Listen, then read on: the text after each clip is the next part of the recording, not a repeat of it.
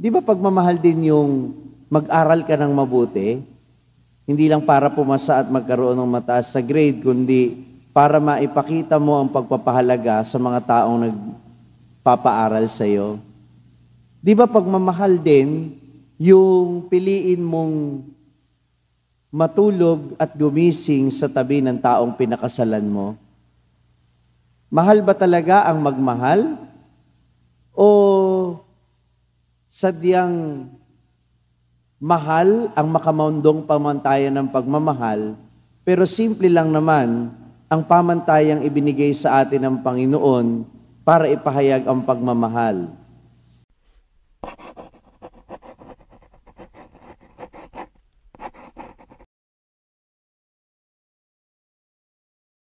Sumainyo ang Panginoon At sumayo ang mabuting balita ng Panginoon ayon kay San Juan. Papuri sa iyo, Panginoon. Noong panahong iyon, sinabi ni Jesus sa kaniyang mga alagad, "Kung paanong iniibig ako ng Ama, gayon din naman iniibig ko kayo. Manatili kayo sa aking pag-ibig. Kung tinutupad ninyo ang aking mga utos, mananatili kayo sa aking pag-ibig. Tulad ko, tinutupad ko ang mga utos ng aking Ama at ako'y nananatili sa kaniyang pag-ibig. Sinasabi ko sa inyo ang mga bagay na ito upang makahati kayo sa kagalakan ko at malubos ang inyong kagalakan." Ang mabuting balita ng Panginoon. Pinupuri ka namin, Panginoong Hesukristo. Magandang umaga po sa inyong lahat. Magandang umaga po, Father. Sa panahon po ngayon ng social media, para bang napakamahal ng magmahal. Pinapakita sa social media na kailangan, kung nagmamahal ka, dadalhin mo yung taong mahal mo sa ibang bansa para magbakasyon. O kaya naman ay sa isang tourist destination. Kinakailangan kumain sa mamahaling restaurant.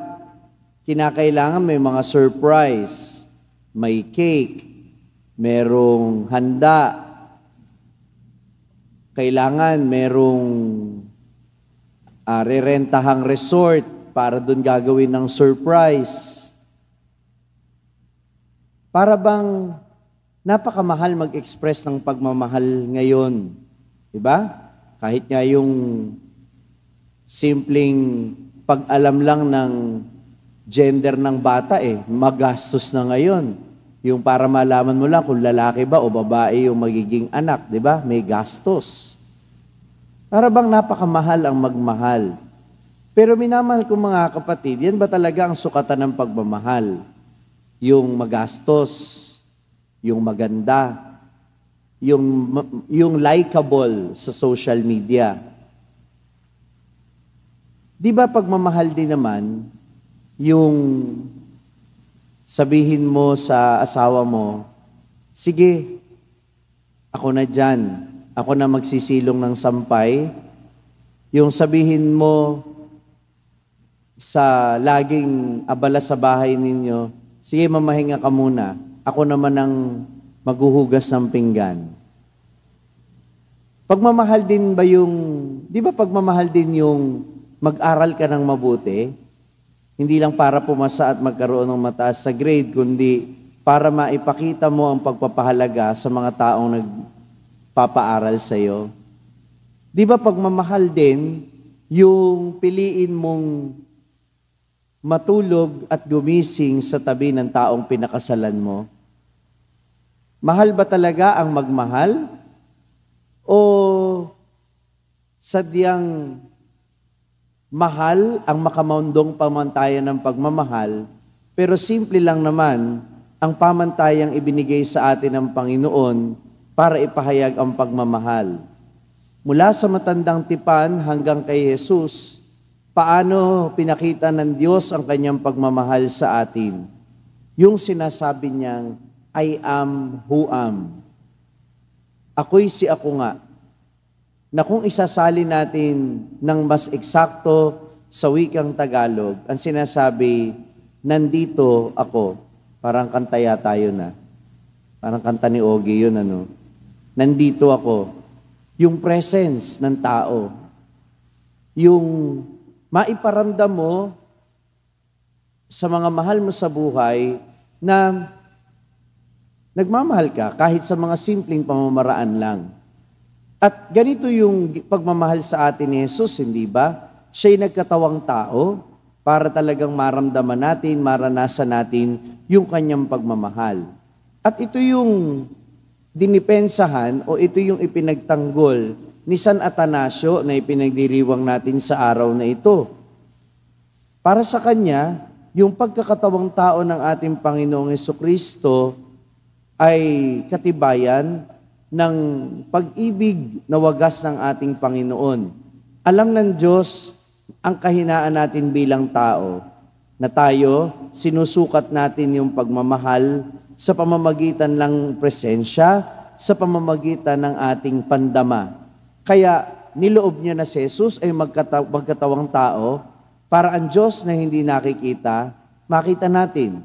Para ang Diyos na feeling natin hindi po pwedeng yumakap at humipo sa atin, nang nagkatawang tao si Jesus, naramdaman natin ang pagyakap at paghipo ng Diyos sa atin dahil siya'y naging kapwa-tao natin. Kaya napakahalaga nung paniniwala sa pagkakatawang tao ni Jesus, na si Jesus ay totoong Diyos at totoong tao. Kasi hanggang ngayon, merong mga pananampalataya na hindi naniniwala na si Jesus ay totoong Diyos, na si Jesus ay tao lang. Sabi ni San Atanasio, kapag pinaniwalaan natin na si Jesus ay tao lang, hindi po pwedeng nailigtas lang niya ang mundo sa pamamagitan ng kanyang pagiging tao lang. Hindi. Kailangang siya'y Diyos din, sapagkat Diyos lang ang makapagliligtas ng sanlibutan. Kaya si Jesus ay Diyos na totoo at taong totoo. 100% human, 100% divine. At kahit alam ni Jesus na sa buong buhay niya na iparamdam niya kahit sa simpleng pamamaraan ng kanyang pagmamahal sa tao, ngayong siya'y namamaalam na sa John chapter 15, nais niyang ibigay yung assurance na kahit siya ay muling mabuhay, umakyat sa langit, yan yung pinaghahandaan na kasi natin ngayon, yung pag-akyat sa langit ng Panginoon, yung kanyang paglisan ng kanyang physical presence sa kanyang katawang lupa. Binibigyan niya ng assurance sa mga alagad na ako'y mananatili pa din sa inyo. Kaya ang kanyang paanyaya, manatili din kayo sa akin.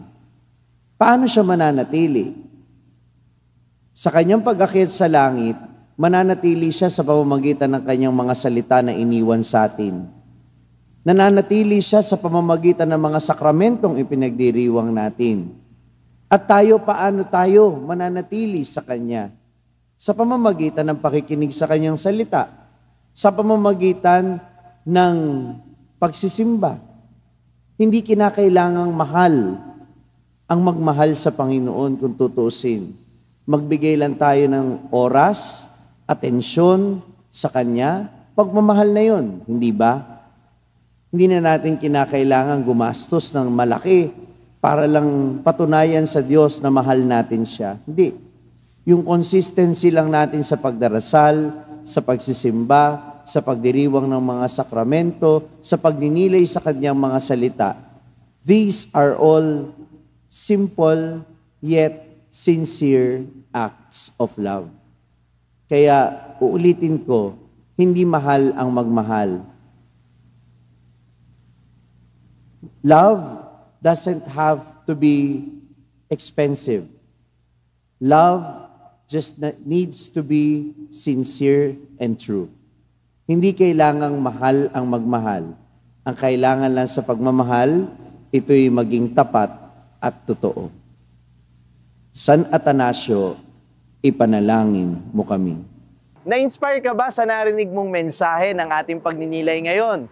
Abay, wag mong sarilinin yan.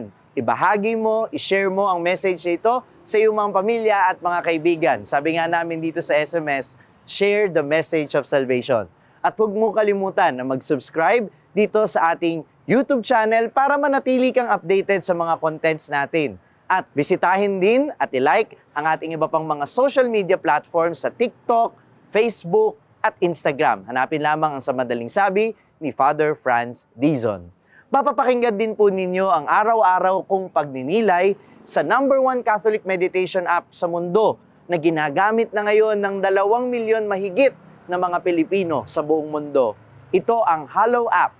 Kung ida-download ninyo ito ngayon ng libre, ay makaka-access pa kayo sa 10,000 plus contents nito sa loob ng 90 days. Gamitin lamang ang code na FRFRANZ o Father Franz. hallow.com/FRFRANZ. At sama-sama po tayong magpalalim ng ating pananampalataya at uulitin ko, ibahagi natin ito sa iba. Muli, ako po si Father Franz Dizon at ito po ang Sa Madaling Sabi, sharing the message of salvation.